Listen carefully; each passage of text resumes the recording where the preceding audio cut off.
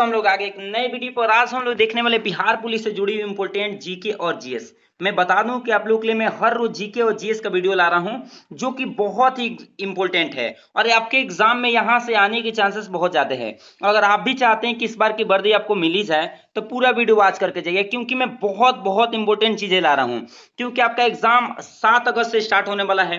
हो सकता है किसी का एग्जाम 7 अगस्त का है या हो सकता है अगले डेट को किसी का एग्जाम है। आपका एग्जाम किसी भी डेट को है, आप बिल्कुल पढ़ के जाइए, आप निश्चिंत होकर जाइए, आप बेहतर से बेहतर करेंगे। लेकिन हाँ, उसके लिए करने क्या होंगे, आपको पूरे वीडियो वॉच करके जाने होंगे। देखिए, बीच में स्किप करके जाते हैं तो बिल्कुल आप अच्छा नहीं करेंगे। सबसे जरूरी होता है कि क्वेश्चन कैसे एग्जाम में आ रहे हैं और आपको क्या पढ़ के जाना है, ये सबसे जरूरी है जानना। और उसके लिए मैं बेहतरीन से बेहतरीन क्वेश्चन ला रहा हूं जो कि एग्जाम में पूछे गए हैं या तो पूछे जाएंगे। इसलिए आप लोग बड़े विश्वास के साथ आप लोग बिल्कुल पढ़ते चलिए, आप उतना बेहतर करेंगे जितना सोचे नहीं होंगे। तो आइए हम लोग वीडियो को स्टार्ट करते हैं और एक एक क्वेश्चन बारीकी से समझते हुए चलते हैं, आप बेहतर से बेहतर करेंगे। चलिए, पहले क्वेश्चन देखिए क्या है, एकदम अच्छे से देखिएगा, समझते हुए चलिएगा। और एक बात और मैं बता दूं, कॉपी और पेन लेके आप लोग बैठिएगा, जो भी मैं एक्स्ट्रा क्वेश्चन बताऊंगा उसको नोट डाउन करते हुए चलिएगा। चलिए, मैं पहला क्वेश्चन आप लोग दिखाता हूं कि मुगल वंश का राजभाषा क्या था। पहला क्वेश्चन क्या है कि मुगल वंश, देखिए मुगल काल यहां पर होना चाहिए, मुगल काल का राजभाषा क्या था। उर्दू, फारसी, हिंदी, अंग्रेजी। बताइए मुगल काल के समय राजभाषा क्या था। तो मैं बता दूं कि मुगल काल के समय जो राजभाषा था वो फारसी था। कौन सा?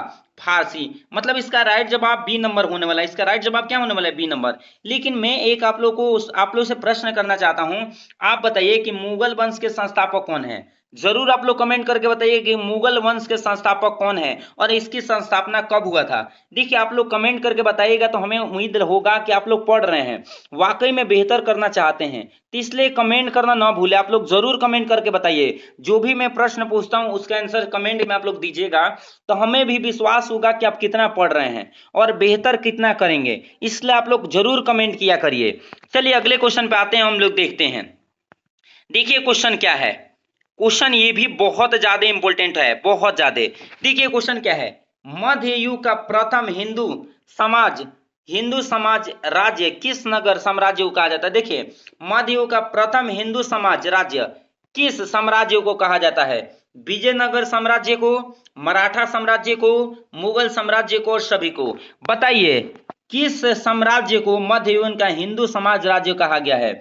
मैं इसका राइट आंसर मैं बता दूं तो ये आप लोग को ध्यान रखना है, विजयनगर साम्राज्य को मध्य युग का प्रथम हिंदू समाज राज्य क्या किया गया है, माना गया है। याद रख लीजिएगा। और ये विजयनगर जो है ना, मैं बता देता हूं विजयनगर के बारे में और कुछ डिटेल आप लोग को यहाँ बता रहा हूं, आप लोग जरूर सुन के याद करने की कोशिश कीजिएगा। विजयनगर जो है ना, वो याद रखना है तुंगभद्रा नदी पे स्थित है। कहाँ? तुंगभद्रा नदी पे स्थित है। आपसे पूछ देगा कि विजयनगर कहाँ स्थित है, तो आप लोग को याद रख लेना है कि विजयनगर जो है तुंगभद्रा नदी पर क्या है, स्थित है। याद रख लीजिए, बहुत इंपॉर्टेंट है।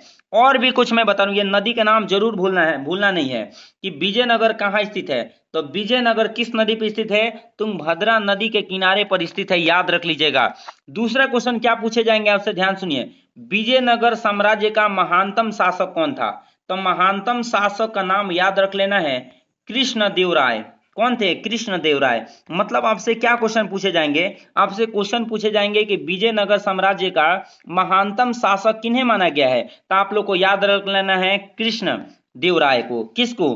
कृष्णदेवराय को विजयनगर साम्राज्य का महानतम शासक माना गया है। और उस समय समकालीन किसका था? तो उस समय समकालीन जो चल रहा था वो बाबर का चल रहा था। ये बहुत ज्यादा इंपॉर्टेंट है, प्लीज आप लोग याद रख लीजिएगा कि विजयनगर साम्राज्य का महानतम शासक कृष्णदेवराय हैं और उस समय समकालीन किसका था? बाबर का था। याद रख लीजिएगा। और कुछ मैं बता दे रहा हूं, प्लीज आप लोग याद रखने की कोशिश करिएगा। कृष्णदेवराय जो थे ना, मैं बता देता हूं, सुनिए। कृष्णदेवराय कौन थे? कृष्णदेवराय थे वो जो है, याद रखिए मैं क्या बोल रहा हूं, कृष्णदेवराय तेलुगु साहित्य के महान विद्वान थे। आपसे पूछता है कि किस साहित्य के मतलब विद्वान, महान विद्वान थे। तो कृष्णदेवराय थे वो तेलुगु, किसके? तेलुगु साहित्य के महान विद्वान थे। किसके? तेलुगु साहित्य के महान विद्वान थे। याद रख लीजिएगा। और इनके ग्रंथ है कृष्णदेवराय की एक ग्रंथ है, मैं लिख देता हूं, आप लोग जरूर 100% याद करके जाइएगा और मुझे उम्मीद है कि ये क्वेश्चन आएगा ही आएगा। देखिए लिखा है अमुक्त माल्यद्य, अमुक्त माल्यद्य, अमुक्त माल्यद्य, ये जो है उनके ग्रंथ का नाम है। किनके ग्रंथ का नाम है? कृष्णदेवराय का। कृष्णदेवराय तेलुगु साहित्य के महान विद्वान थे और उनके ग्रंथ का नाम ये है, जरूर याद रखिएगा, ये बहुत ज्यादा इंपॉर्टेंट है, बहुत ज्यादा। अगला क्वेश्चन पे आ जाते हैं। अगला क्वेश्चन देखिए क्या है, अगला क्वेश्चन भी बहुत ज्यादा इंपॉर्टेंट है कि अकबर क्या बजाते थे? अकबर क्या बजाते थे? आप लोग जरूर बताइए, अकबर क्या बजाते थे? विंगवाडक, नगाड़ा, ढोलक, सभी बताइए क्या बजाते थे अकबर? तो मैं बता दूं, अकबर जो बजाते थे वो नगाड़ा बजाते थे। क्या बजाते थे? नगाड़ा बजाते थे, याद रख लीजिएगा। और आपसे मैं एक क्वेश्चन पूछ देता हूं, औरंगजेब क्या बजाते थे? अकबर तो नगाड़ा बजाते थे, लेकिन औरंगजेब क्या बजाते थे? मैं ही बता देता हूं, वीणा वादक थे। क्या बजाते थे? आपसे अगर पूछेगा कि औरंगजेब क्या बजाते थे, तो वीणा वादक थे। क्या? वीणा वादक थे, मतलब वीणा बजाते थे। और वही बाबर पूछेगा तो बाबर क्या बजाते थे? नगाड़ा बजाते थे। अगला क्वेश्चन देखिए क्या है, मैं अभी इसका आंसर में बताया था कि विजयनगर किस नदी के किनारे अवस्थित है? गंगा नदी, तुंगभद्रा नदी, यमुना नदी, सभी। मैंने अभी इसका आंसर में बताया हूं, आप लोग कमेंट करके जरूर इसका आंसर बताइए, क्योंकि मैं अभी चर्चा किया था कि विजयनगर किस नदी के किनारे इस अवस्थित है। इसका आंसर जरूर आप लोगों को कमेंट में देना है, क्योंकि बहुत ज्यादा इंपॉर्टेंट है। और देखिए यहाँ पे एक और क्वेश्चन आ गया, जो कि मैं अभी बताया था कि विजयनगर साम्राज्य का महानतम शासक कौन था? बाबर, कृष्णदेवराय, अष्टदिग्गज और सभी। मैं बता दूं कि विजयनगर साम्राज्य का महानतम शासक कोई था, वो कौन थे? कृष्णदेवराय थे।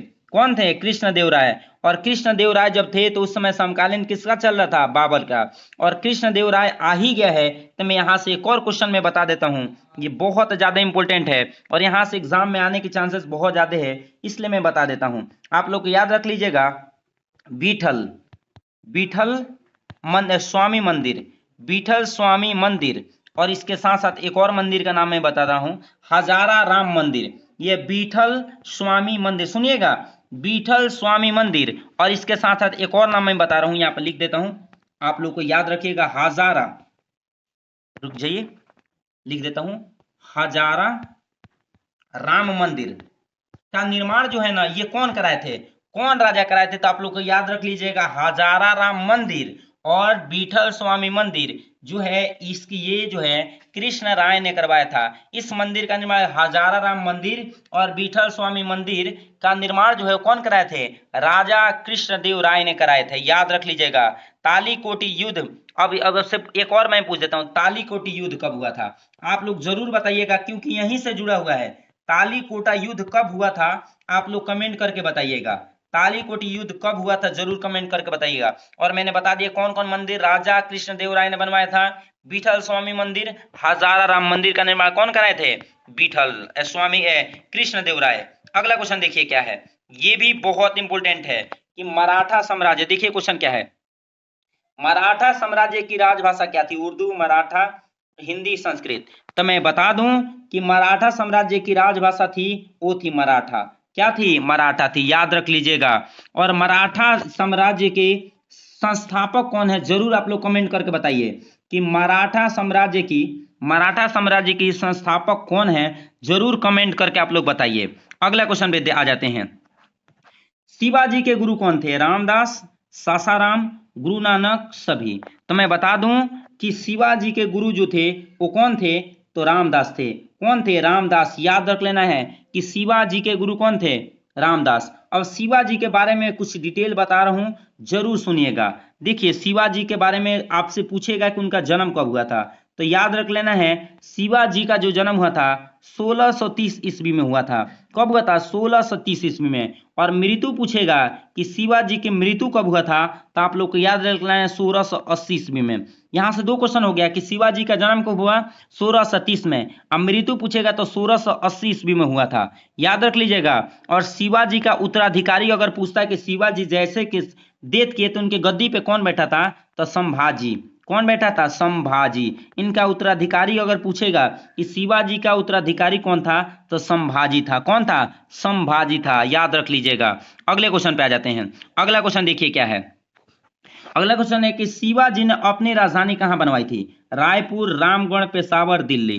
तो मैं बता दूं कि शिवाजी ने अपनी राजधानी जो है रामगढ़ में बनवाई थी। कहाँ पे? याद रख लीजिएगा, शिवाजी ने अपनी राजधानी कहाँ बनवाए थे? रामगढ़ में। और ये कब बनाए थे? तो 1656 ईस्वी में। कब बनाए थे? 1656 ईस्वी में शिवाजी ने अपनी राजधानी रामगढ़ में बनाए थे। कब बनाए थे? 1656 ईस्वी में। और याद रख लीजिएगा, शिवाजी के मंत्रिमंडल को क्या कहा जाता है? एग्जाम में पूछा गया है कि शिवाजी के मंत्रिमंडल को क्या कहा गया। अगर पूछेगा कि शिवाजी के मंत्रिमंडल को क्या कहा गया है, तो अष्ट प्रधान कहा गया है। क्या कहा गया है? अष्ट प्रधान कहा गया है। याद रख लीजिएगा, शिवाजी की राजधानी रामगढ़ थी। रायगढ़ 1656 ईस्वी में क्या हुआ था? ये बनाया गया था। और शिवाजी के मंत्रिमंडल को क्या कहा जाता है? अष्ट प्रधान कहा जाता है। क्या कहा जाता है? अष्ट प्रधान कहा जाता है। अगला क्वेश्चन देखिए क्या है। शिवाजी का जन्म पूछ रहा है, तो मैंने अभी बताया था कि शिवाजी का जन्म जो हुआ था 1630 ईस्वी में हुआ था। और किस किले में हुआ था? तो शिवनेर किला में हुआ था। ये भी सुन लीजिए। मैं यहां से एक और प्रश्न बता दिया, पूछेगा कि शिवाजी का जन्म किस किले में हुआ था? तो शिवनेर किला में हुआ था। कौन सा? शिवनेर। अब आते हैं इनके माता पिता का नाम जान लेते हैं। इनके माता का नाम था जीजाबाई। क्या नाम था? जीजाबाई। अगर पूछेगा कि शिवाजी के माता का नाम बताइए, तो जीजाबाई। अगर पिताजी का पूछेगा तो शाहजी भोसले। कौन था? शाहजी भोसले। सुनिए ध्यान से, शाहजी भोसले इनके पिताजी का नाम था और माताजी का नाम क्या था? जीजाबाई। याद रख लीजिएगा, बहुत इंपॉर्टेंट चीजें मैं बता रहा हूं। अगला देखिए क्या है। तोप के फटने से किसकी मृत्यु हुई थी? तोप के फटने से किसकी मृत्यु हुई थी? पहला ऑप्शन क्या है? शेष आसुरी। दूसरा ऑप्शन क्या है? अकबर। तीसरा बाबर और सभी। तो मैं बता दूं, तोप के फटने से शेष आसुरी की क्या हुई थी? मृत्यु हुई थी। शेष आसुरी की तोप के फटने से मृत्यु हुई थी।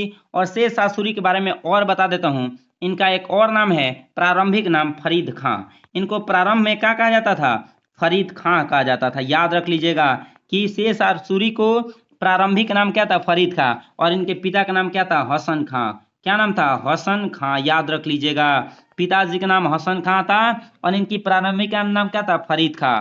और शेष आसुरी का इनका नाम पड़ा। शेष आसुरी की मृत्यु तोप के फटने के कारण हुई थी। किसके? तोप के फटने के कारण। और एक बात मैं बहुत इंपॉर्टेंट चीज बताने जा रहा हूं, शेर आसुरी जो है ना, वो पाटलिपुत्र नाम रखा था। पटना का नाम पाटलिपुत्र किसने रखा था? तो आपको याद रख लेना है, शेर आसुरी ने। कौन? शेर आसुरी ने पटना का नाम पाटलिपुत्र रखा था। मैं यहां से एक प्रश्न आप लोगों से जरूर पूछ सकता हूं जो कि बहुत इंपॉर्टेंट है। ये बताइए, जो पटना जो है ना, पटना का संस्थापक कौन है? पाटलिपुत्र जो संस्थापन किया था वो कौन किया था? जरूर बताइए। मैंने आप लोग को पढ़ाया है, ये जरूर बताइएगा आप लोग। अगला है, ग्रांड ट्रंक रोड किसने बनवाया था? शेर आसुरी, अकबर, बाबर, सभी। मैंने अभी बताया था कि ग्रांड ट्रंक रोड कौन बताया? शेर आसुरी ने। कौन? शेर आसुरी ने बनवाया था। याद रख लीजिएगा। अगले क्वेश्चन पे आ जाते हैं। शेर आसुरी का मकबरा बिहार में कहाँ है? शेर आसुरी का मकबरा बिहार में कहाँ है? सिवान, पटना, सासाराम, वैशाली। देखिए, शेर आसुरी का मकबरा जो है बिहार में सासाराम में है। कहाँ है? सासाराम में है। याद रख लीजिएगा। और एक बात और बताइए, हम आप लोगों से पूछना चाहते हैं कि ये शेर आसुरी जो है वो गद्दी पे कब बैठे थे? याद रखे, हमको बताइए कि गद्दी पे कब बैठे थे। कौन? शेर आसुरी। और शेर आसुरी किसका उत्तराधिकारी हुए थे? ये जरूर कमेंट करके बताइए। देखिए, पहला, ये गद्दी पे कब बैठे थे और ये किसका उत्तराधिकारी हुए थे? जरूर बताइएगा आप लोग कमेंट करके। अगला क्वेश्चन देखिए क्या है। तोरण के किले पर अधिकार किसने कर लिया था? बाबर, शेर आसुरी, हुमायूं, शिवाजी। बताइए, तोरण के किले पर किसने अधिकार किया था? तो मैं बता दूं कि शिवाजी ने 1646 ईस्वी में। कब? शिवाजी ने 1646 ईस्वी में तोरण के किले पे क्या कर लिए थे? अधिकार कर लिए थे। तो राइट जवाब इसका क्या होने वाला है?